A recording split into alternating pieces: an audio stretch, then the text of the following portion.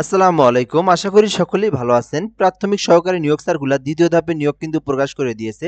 যেখানে ঢাকা এবং চট্টগ্রাম এই ২ বিভাগের নিয়োগ কিন্তু আপনার আগে কিন্তু প্রকাশ করা হয়নি। শুধুমাত্র ৬ বিভাগের প্রকাশ করা হয়েছে। দ্বিতীয় ধাপে ঢাকা এবং চট্টগ্রাম জেলার কিন্তু নিয়োগ সার্কুলার প্রকাশ করা হয়েছে প্রাথমিক সহকারী নিয়োগ সার্কুলার। তো আপনারা কিন্তু এই ভিডিওটা দেখলে কারা আবেদন করতে পারবে, শিক্ষাগত যোগ্যতা, কবে থেকে দ্বিতীয় ধাপের আবেদন শুরু হবে, আবেদনের প্রসেসটা, আপনাদের যে জিনিসগুলো জানা প্রয়োজন সকল কিছু আজকের এই ভিডিওতে আপনাদেরকে আমি সুন্দর করে দেখে দেবো। অবশ্যই শেষ পর্যন্ত ভিডিওটা দেখবেন, তাহলে কিন্তু আপনারা জানতে পারবেন। তো অনেকেই কিন্তু ঢাকা এবং চট্টগ্রাম এই বিষয়টা জানে না যে কবে নাগাদ ছাড়বে। তো এটা কিন্তু অলরেডি প্রকাশ করেই দিয়েছে।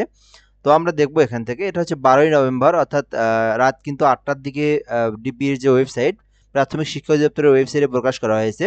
তো আমরা একটু পড়ে দেখবো, দেন আমরা বিস্তারিত আলোচনা করব এবং আমরা বোঝার চেষ্টা করব। প্রাথমিক শিক্ষা অধিদপ্তরাধীন সরকারি প্রাথমিক বিদ্যালয়ে রাজস্ব খাতভুক্ত সহকারী শিক্ষক এর শূন্যপদে অস্থায়ীভাবে নিম্নবর্ণিত বেতন স্কেলে নিয়োগের জন্য পার্বত্য জেলা ব্যতীত ঢাকা চট্টগ্রাম বিভাগের সকল জেলার উপজেলার শিক্ষা থানার স্থায়ী নাগরিকদের নিকট থেকে নিম্নে উল্লেখিত নির্দেশনা সত্ত্ব অনুযায়ী দরখাস্তের আহ্বান করা যাচ্ছে। অর্থাৎ চট্টগ্রাম এবং ঢাকা জেলার মধ্যে যে জেলাগুলো আছে, তো তারাই কিন্তু আবেদন করতে পারবে। আর বাকি ৬ বিভাগের কিন্তু আগেই নিয়োগ সার্কুলার দিয়ে দিয়েছে, সেটা আপনারা সকলেই জানেন। তো বাংলাদেশের সকল এই ২ বিভাগের জেলার স্থায়ী যেসব বাসিন্দা আছে সকলেই আবেদন করতে পারবে। তো আমরা এখান থেকে পরবর্তী বিষয়গুলো দেখব। পদের নাম হচ্ছে সহকারী শিক্ষক। বেতন স্কেল আপনার একই বিষয়ই, সব একই, শুধুমাত্র এই ২ বিভাগের দ্বিতীয় ধাপে। তো এটা হচ্ছে আপনার বেতন স্কেল ১১,০০০ থেকে ২৬,৫৯০ টাকা, ১৩ গ্রেডের যেটা। তো অলরেডি কিন্তু ১১তম গ্রেডের কিন্তু ১১তম গ্রেডে কিন্তু চলে আসছে সহকারী শিক্ষক নিয়োগ আন্দোলনের কারণে, আপনারা জানেন।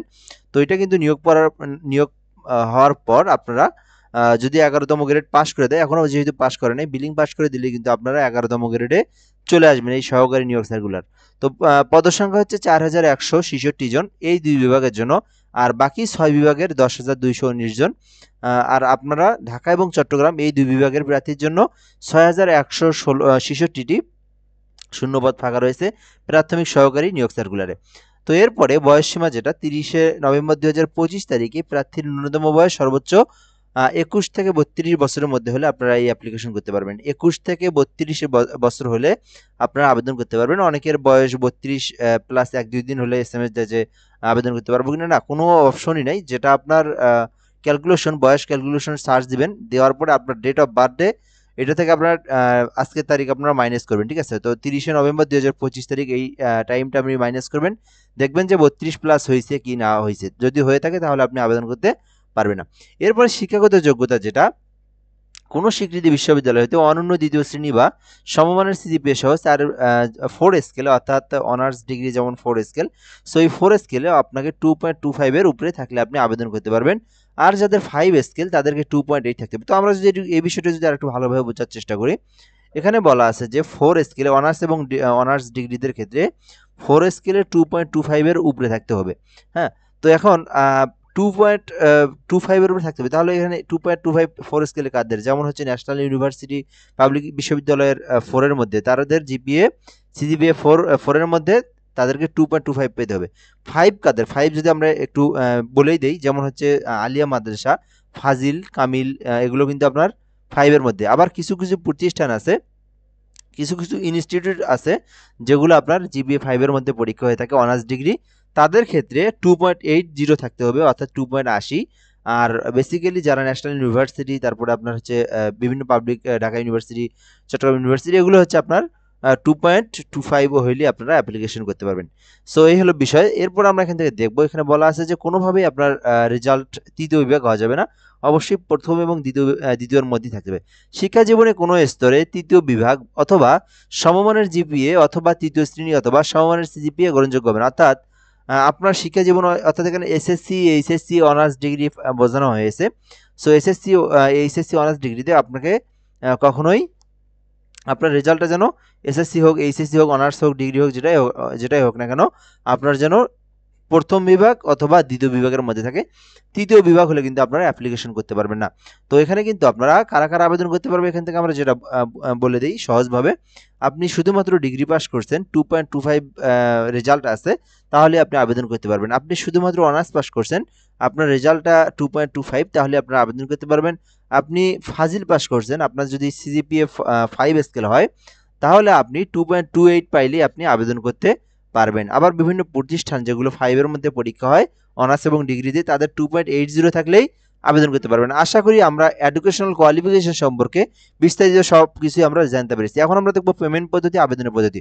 আবেদনের জন্য dpe.teledo.com.bd এই ওয়েবসাইট থেকে আপনাদেরকে অ্যাপ্লিকেশনটা করতে হবে। তো অনেকেই বাজারে গিয়ে অ্যাপ্লিকেশন করে নেয়।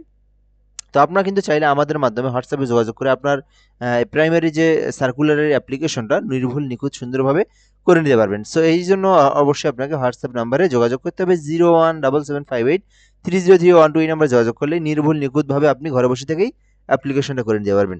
সো এরপরে আমরা যদি এখান থেকে দেখি, তো নিচের দিকে আমরা দেখবো আবেদনটা কবে থেকে শুরু হবে, দ্বিতীয় ধাপের যে আবেদনটা। তো এখানে আমরা যদি একটু দেখি, 14 নভেম্বর 2025 তারিখে আবেদন শুরু হবে। তো আজকে কিন্তু 12 তারিখ রাত 10টা, নিয়োগ আমরা যে ভিডিওটা তৈরি করতেছি, সরি 9:40 বাজে। সো এটা কিন্তু আপনার আগামীকাল 13 তারিখ না 14 তারিখ 10টার পরে 10:30-এর পরে আবেদন শুরু হবে। তো আপনাদের এখনো প্রায় 1 থেকে 1.5 দিন আরো সময় আছে আবেদনের। তো আপনারা একটু রেস্ট নেন, তারপরে অ্যাপ্লিকেশন শুরু হবে। আপনাদের সময় শেষ হচ্ছে 27 নভেম্বর। আর প্রথম ধাপের যারা, তারা 8 তারিখে আবেদন শুরু হয়েছে, শেষ হবে 21 তারিখে। আর আপনাদের 14 তারিখে শুরু হবে, শেষ হবে 27 তারিখে। তো যে কেউ অ্যাপ্লিকেশন করতে চাইলে আমাদের নাম্বারে যোগাযোগ করতে পারেন। চ্যানেলটাতে অবশ্যই আপনারা সাবস্ক্রাইব করে রাখেন। আমাদের এই চ্যানেলে কিন্তু বাংলাদেশের সকল সরকারি বেসরকারি চাকরি সার্কুলার আপলোড দেওয়া হয়, এবং পাশাপাশি আমরা কিন্তু আপনাদেরকে পরীক্ষার আগে শর্ট সিলেবাস সাজেশনগুলো আমরা পিডিএফ আকারে দিয়ে দেব। আপনারা আমাদের সঙ্গে যুক্ত থাকবেন, ভালো ভালো সার্কুলার আপনারা আমাদের এই চ্যানেলটা থেকেই পেয়ে যাবেন ইনশাল্লাহ। অবশ্যই যুক্ত থাকবেন। তো এরপরে যদি আমরা এখান থেকে দেখি কত টাকা ফি প্রদান করতে হবে, তো ফি প্রদানের জন্য অবশ্যই আপনাকে 112 টাকা হচ্ছে ফি, আর 2টা SMS সহ প্রায় 60 টাকা, অর্থাৎ 120 টাকা আপনারা আপনাদের টেলিটক সিমে রিচার্জ করবেন। আবেদনের পর আপনারা 120 টাকা রিচার্জ করবেন। রিচার্জ করার পর যে আবেদনের যে ইউজার আইডি আছে, ওই ইউজার আইডি দিয়ে আপনাকে পেমেন্ট ফিটা দিতে হবে। তো কিভাবে ফি দিবেন এখানে আপনাদেরকে আমি একটু দেখে দেই। যারা নিজেরা আর কি অ্যাপ্লাই করবেন, তো তাদের তো রিসার্চ করতে হবে। রিসার্চ করার পর টেলিটক সিমে রিসার্চ করবেন। রিসার্চ করার পর আপনারা যে মেসেজ বক্স আছে ওখানে লিখবেন ডিপিইআর, ডিপিইআর ক্যাপিটাল হাতে লিখবেন। লেখার পরে স্পেস দিবেন একটা, ইউজার আইডি যেটা আছে অ্যাপ্লিকেশনের সেই ইউজারটা আপনি দিয়ে দিবেন। দেওয়ার পরে 1632 নাম্বারে আপনারা সেন্ড করে দেবেন। ঠিক আছে, এটা এই নাম্বার আপনারা জাস্ট এইটুকুলোকে আপনারা এইটুকু লেখার পরে সেন্ড করে দিবেন। পরবর্তীতে এই ডিপিআর লিখবেন, স্পেস দিবেন, লেখার পরে ইএস দিবেন, ইএস লিখবেন, YES বড় হাতে লিখবেন। লেখার পরে পিন নাম্বারটা ফার্স্ট SMS দেখবেন একটা 8 ডিজিটের পিন নাম্বার আছে, ওই পিন নাম্বারটা দিবেন। ঠিক আছে, পিন নাম্বার দিয়ে আবার এই 1632 নাম্বারে সেন্ড করে দিবেন। দেখবেন যে আপনার দেখাবে যে কংগ্রেস টু অ্যাসিস্ট্যান্ট টিচার, আপনার কিন্তু দেখে দিবে SMS-টা, তাহলে কিন্তু আপনার আবেদনটা হয়ে যাবে। তো এটা হলো পেমেন্ট পদ্ধতি। এরপরে এখান থেকে কিছু বিষয় দেওয়া আছে। এবার আবেদনের সময় আপনারা অবশ্যই নিজের যে অ্যাড্রেসটা এটা একটু সঠিকভাবে বসাবেন। 8 নম্বরে বলে দেওয়া আছে, সরকারি প্রাথমিক বিদ্যালয়ের শিক্ষক নিয়োগ বিধিমালা 2025-এ বর্ণিত প্রক্রিয়া অনুযায়ী নির্বাচিত প্রার্থীকে নিজ উপজেলা শিক্ষা থানায় নিয়োগ দেওয়া হবে।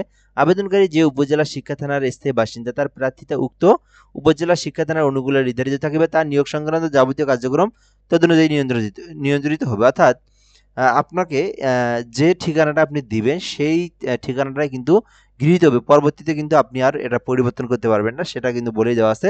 যদি ভুল করে থাকেন সেক্ষেত্রে আপনার আবেদন কিন্তু বাতিল বলে গণ্য হবে। ঠিক আছে, তো এখন আবেদনের যে বিষয়টা, তো আপনারা অনেকেই করে থাকেন কি, আপনারা পার্মানেন্ট অ্যাড্রেস, প্রেজেন্ট অ্যাড্রেস এক একজন এক একটা দেয়। আপনারা যারা ভাড়া থাকেন যেখানে, সেখানে দিয়ে দিচ্ছেন আপনারা। তো এইবার কিন্তু এই কাজটা করা যাবে না, অবশ্যই আপনাদের স্থায়ী ঠিকানাটা আপনারা আবেদনের সময় দিবেন। তো প্রেজেন্ট ঠিকানাটা কই দিবেন, আপনি যে এবার আপনি প্রেজেন্ট আপনি যেখানে বাসা ভাড়া থাকেন ওইটা দেওয়ার প্রয়োজন নাই। যেটা আপনার পার্মানেন্টলি যেটা বাসা, যেখানে আপনার ঠিকানা, ওইটাই আপনি দিয়ে দিবেন। আপনার এনআইডি কার্ড যেখানে, ফ্যামিলি যেখানে, ওইটাই আপনি দিয়ে দিবেন। আর মেরিট যারা, তাদের ক্ষেত্রে, বিবাহিত যারা মহিলাদের ক্ষেত্রে, তাদের ঠিকানাটা আপনারা যে কোনো এক জায়গায় আপনারা প্রেজেন্ট পার্মানেন্ট অ্যাড্রেসটা দিবেন। তো মেইনলি যেখানে আপনার পার্মানেন্ট অ্যাড্রেস, যেখানে আপনি আবেদনের সময় দিবেন, ওইখানে আপনার দুইটা স্টেপ আছে, একটা প্রেজেন্ট, একটা হচ্ছে পার্মানেন্ট। তো এখান থেকে আপনারা পার্মানেন্ট অ্যাড্রেস যেখানে দিবেন, আপনার যদি জব হয় সেক্ষেত্রে আপনার যে ঠিকানায় দিবেন সেই উপজেলায় শূন্যপদ অনুযায়ী আপনার ঠিকানার আশেপাশে যে কোনো প্রতিষ্ঠানে যদি শূন্যপদ ফাঁকা থাকে সেই প্রতিষ্ঠানে দিবে, ঠিক আছে? তো এই জন্য অবশ্যই আপনাদেরকে আবেদনের সময় অবশ্যই যেখানে আপনি টাইম কাটা মানে লাইফ টাইম কাটাবেন সেই জায়গাটা আপনারা সিলেক্টেড করবেন। বিবাহিত মহিলাদের ক্ষেত্রে হাজব্যান্ডের বাসায় থাকলে অবশ্যই আপনার হাজব্যান্ডের যে অ্যাড্রেসটা সেইটা আপনারা সিলেক্টেড করে দেবেন, ঠিক আছে? সো এই হলো বিষয়।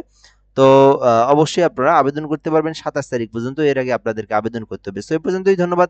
যদি কোনো কিছু জানার থাকে অবশ্যই কমেন্ট বক্সে কমেন্ট করবেন, আর অ্যাপ্লিকেশন করতে চাইলে যোগাযোগ করতে পারেন। আসসালামু আলাইকুম।